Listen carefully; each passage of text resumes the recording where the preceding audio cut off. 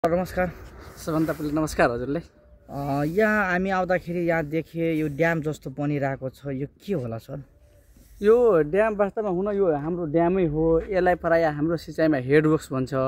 यो हेडवर्क्सको काम यहाँ भइरहेछ। यो हेडवर्क्स ड्याम भनेको यो पानीलाई स्टोक गरेर तपाईको खेततिर किसानलाई खेतीको लागि पानी सप्लाई गर्नु हो। यो चाहिँ तपाईको कुन कम्पनीलाई ठेक्का परेको? यो आशिष पृथ्वी जेभी काठमाडौँ हजुर। अनि यो चाहिँ तपाईको कति करोडको लगानीको यो ड्याम? यो चाहिँ हजुरको 15,07,07,663 रुपैयाँ 95 पैसा भ्याट सहितको हो सर।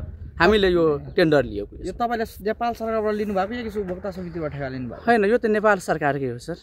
यो सिँचाइ डिभिजन यो सिराहाले खुलाएको ठेक्का हो। हामीले त्यहाँबाट टेन्डिङ गरेर लिएको। यो कति वर्षको लागि यो ठेक्का? यो 1.5 वर्षको हो सर। 1.5 वर्षको यो ठेक्काको टाइम छ। तर हामीले कोसिस जारी छ कि असारसम्म यसलाई सञ्चालनमा ल्याउने हाम्रो कोसिस काम कहिले सुरु गर्नु तपाईले? काम यो हाम्रो यो एग्रिमेन्ट जेष्ठमा भएपछि त्यसपछि के भयो भने 2-3 महिना बर्खाको समय भयो। हामीले यसलाई भादौ आसिनबाट प्रोसेसमा आयो। यसले मोटामोटी त्यहीँबाट नै काम सुरु गरेछौँ हामीले। यो कुन ठाउँ हो? यो गागनको तपाईको हाम्रो यो हाम्रो यसमा के लेखेको छ भने कन्ट्र्याक्ट एग्रिमेन्टमा construction rehabilitation of aggregation sub project Sukhipur ward number 4, 6, 8 र 10 र यो तपाईको सिँचाइ हुने ठाउँहरू लेखेछ है। यति एरियाको लागि यो बनिरहेछ कुन ठाउँमा बनिरहेछ ड्याम? यो त तपाईको यो गागन खोला हो। गागन खोला वार्ड नम्बर कुन नगरपालिका? यो 10 हो। 10 नम्बर ललसैया पर्छ यो।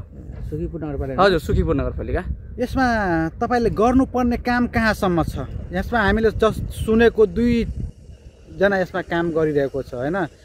यसमा तपाईको जिम्मा कहाँसम्म छ? हेर्नु सर, हाम्रो जिम्मा भनेको यसमा जुन हाम्रो कन्ट्र्याक्ट एग्रिमेन्ट छ नि, हाम्रो कन्ट्र्याक्ट एग्रिमेन्ट अनुसार हाम्रो बिओक्यू छ जुन 15,07,663 रुपैयाँ भित्र पर्ने कामको डिटेल छ त्यसमा।